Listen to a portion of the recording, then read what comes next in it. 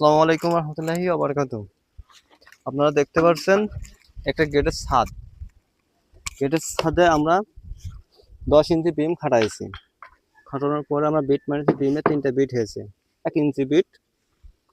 আর 1.5 foot বাড়িয়ে নিয়ে গেছি সামনের সাইডে, নিয়ে যে আবার বিট মারা হয়েছে 3টা। আর এটার হচ্ছে খোল হচ্ছে 12 ফুট 3 ইঞ্চি। গেটের খোল আছে 12 ফুট 3 ইঞ্চি, চওড়া আছে 3.5 ফিট। অবশ্যই আমাদের এই গেটের ভুল ত্রুটি থাকলে আমাদের কমেন্টে জানাবেন।